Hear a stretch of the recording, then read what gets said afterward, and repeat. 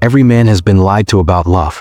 We're told love is mutual, that it's based on connection, affection, or shared values. But Arthur Schopenhauer, one of the most savage philosophers in history, disagrees completely. He believed that love is not about romance.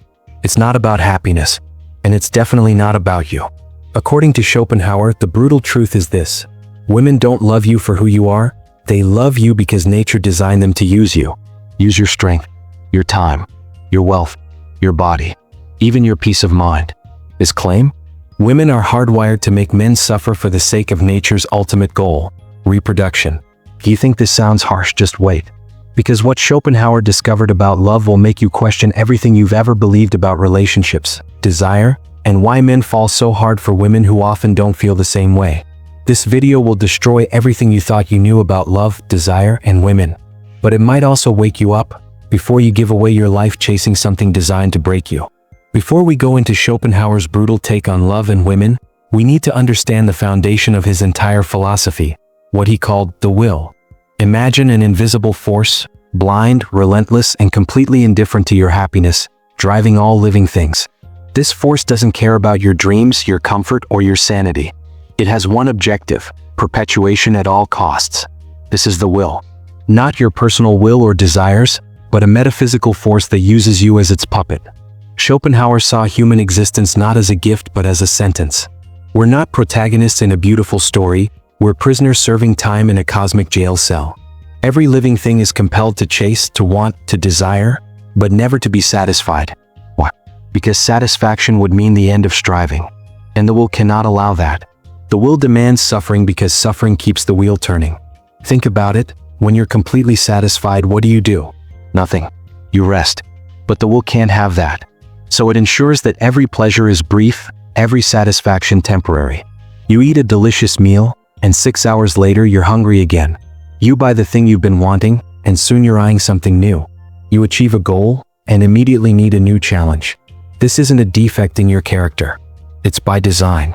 The will doesn't want you happy, it wants you hungry. And nowhere is this trap more perfectly designed than in love. What we call love, Schopenhauer saw as the will's masterpiece of deception. When you fall in love, you believe you're experiencing something profound, spiritual, even transcendent. You feel chosen, connected to something greater than yourself. But Schopenhauer would look you in the eye and tell you, that divine feeling? It's just biology in a beautiful mask. Love isn't about souls connecting. It's about genes combining. It's not about finding your other half. It's about finding suitable genetic material to propagate the species. That's why you feel it in your chest, your stomach, your entire body, because it's not coming from your mind. It's coming from your DNA. When a man falls madly in love with a woman, believing he's found his soulmate, what's really happening? According to Schopenhauer, he's being hypnotized by nature to fulfill its agenda. The compatibility he feels isn't emotional or spiritual, it's genetic. The fire in his chest isn't the touch of destiny, it's the will tightening its grip. And what makes this deception so perfect is that you participate in it willingly. You don't just accept the chains, you celebrate them. You write poems about them. You build your identity around them. Love doesn't set you free. Love doesn't complete you. According to Schopenhauer, love blinds you. It compromises your reason and makes you a stranger to yourself. A man in love will betray his principles, sacrifice his freedom, and call it growth. But beneath all the beautiful language is nature's coldest command. Reproduce, continue the species, remain trapped in the cycle, regardless of your individual suffering. Here's where Schopenhauer's philosophy gets particularly controversial. In his worldview, women aren't consciously conspiring against men. They're unknowingly serving as the will's most effective instruments. To be clear, he didn't see women as villains with malicious intent. He saw them as vessels, perfectly designed by evolution to execute nature's plan. Their beauty, their charm, their affection. These weren't qualities to be celebrated but mechanisms to be understood. In Schopenhauer's eyes, female attractiveness isn't a gift, it's a trap. Every curve, every glance, every laugh is nature's strategy made flesh. Women don't need to deceive consciously because they are the deception. The softness that draws you in, the vulnerability that awakens your protective instincts, the warmth that makes you feel at home, all of it serves one purpose: to bind you to biology's agenda. When a woman captivates a man, she's not acting out of malice. She's acting as nature's perfect ambassador, ensuring that life continues even if individual happiness does not. And the truly insidious part? The more genuinely a woman believes in love herself, the more effective she becomes as the will's agent. Her sincerity makes the trap undetectable. This is what makes love so dangerous in Schopenhauer's view. It's not that it's fake, it's that it feels so real while serving an agenda neither person fully understands. If love is the bait, then marriage is the cage. Schopenhauer didn't view marriage as a sacred union or a partnership of equals. He saw it as institutionalized captivity, a contract rooted not in spiritual connection but in biological necessity. Marriage isn't where love flourishes, it's where the illusion begins to dissolve. According to Schopenhauer, once a man marries, the fantasy starts to collapse. What felt like passionate love slowly reveals itself as obligation. What seemed like freedom transforms into constraint. The woman, who before marriage appeared as a source of joy and inspiration, now shows her true purpose: to secure resources and stability for reproduction. Her power came from the pursuit, not the permanence. This is why, Schopenhauer argued, passion inevitably fades after marriage. It's not because people get comfortable, it's because passion served its purpose. It got you into the trap. Once you're locked in, it's no longer needed. The man who was once a lover becomes a provider. The woman who was once desired becomes a demand. And what remains isn't love but its hollow shadow, duty dressed in affection's fading clothes. To marry, in Schopenhauer's eyes, wasn't to share a life. It was to surrender one. And by the time most men realize the price they've paid, the gate is already closed, the key long gone. One of Schopenhauer's most provocative claims was that women don't need physical strength to dominate, they wield something far more effective: the weapons of perceived weakness. In his view, female power doesn't come from force but from frailty. Tears, vulnerability, helplessness. These aren't signs of weakness but tactical advantages. A woman doesn't need to overpower a man to control him. She only needs to appear to need his protection. Men, wired by evolution to protect, are easily manipulated by displays of vulnerability. A trembling voice, a well-timed silence, a carefully placed wound, these to Schopenhauer were sharper than any sword. And unlike physical domination, these tactics leave no visible marks, only invisible chains of guilt and obligation. A man doesn't even realize he's being controlled. He calls it compassion. He calls it love. But beneath that emotion, Schopenhauer saw something else: submission not to a person but to a pattern. What begins as empathy becomes erosion. His boundaries dissolve, his convictions bend, and he convinces himself he's noble for enduring it. But the result is the same: loss. Not just of power, but of identity. The man no longer knows where she ends and he begins. His sense of self, once solid, becomes liquid, shaped by guilt, molded by obligation, reformed by the subtle pressure of someone whose real desires he never fully understood. Beneath the poetry of romance and the rituals of relationships, Schopenhauer saw a battlefield, not one of open violence but of hidden strategy. He believed that the relationship between men and women was not a harmonious partnership but a quiet war. A war fought with seduction instead of swords, expectations instead of assault, emotional leverage instead of physical strength. Men and women aren't partners, they're opponents in an evolutionary game neither fully understands.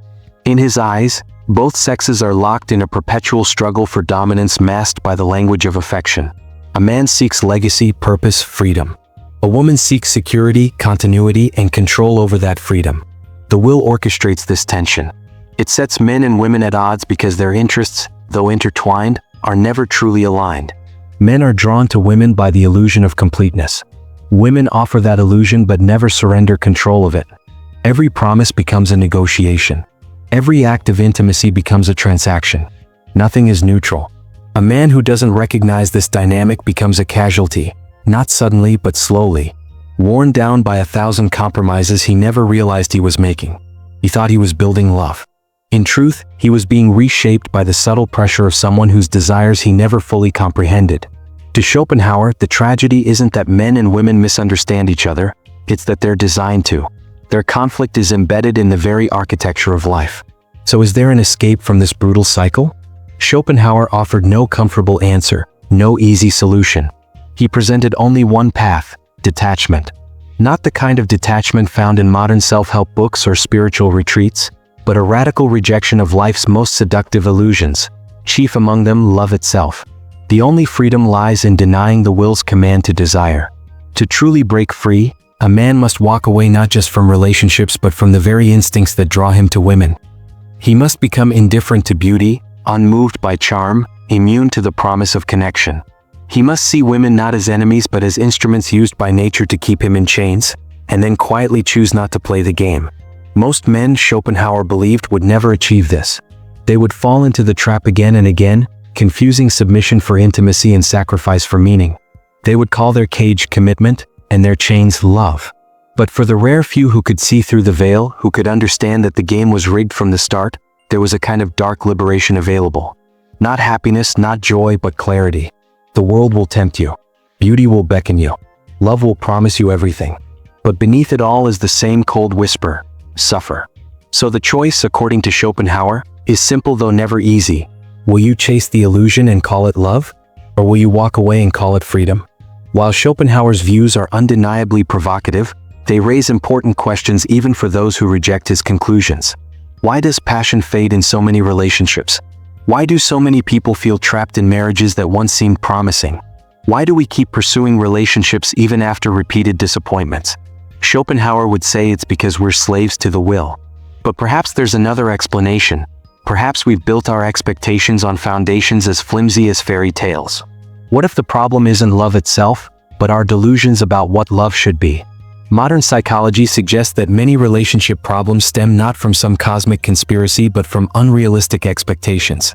We expect perpetual passion. We expect complete fulfillment. We expect another person to give our lives meaning. No human can bear the weight of these expectations. No relationship can sustain such impossible demands. Perhaps the real wisdom isn't in rejecting love entirely, as Schopenhauer suggests, but in approaching it with clearer eyes. Understanding its biological foundations doesn't make it less real. It might make it more precious for being exactly what it is: a beautiful, temporary alignment of interests between two conscious beings in an indifferent universe. So where does this leave us? Was Schopenhauer right? Is love nothing but nature's most elegant trap? I won't tell you what to believe, but I will tell you this. Whether you see love as a cosmic fraud or life's greatest gift depends not on love itself but on the eyes with which you choose to see it. The question isn't whether the will exists, it's whether you'll let it define your existence. Schopenhauer saw the darkness behind every desire, the suffering beneath every joy. And there's value in that vision. It strips away illusions and forces us to confront reality without comfort. But perhaps even Schopenhauer, for all his brilliance, missed something essential: that meaning isn't found, it's made. That even in a universe driven by blind forces, consciousness creates its own significance. Maybe love is a trap. Maybe women are the will's perfect agents. Maybe marriage is a cage. But maybe, just maybe, knowing the cage exists is exactly what allows you to transform it into something else entirely. If you found this perspective challenging or thought-provoking, hit the subscribe button and notification bell. What do you think?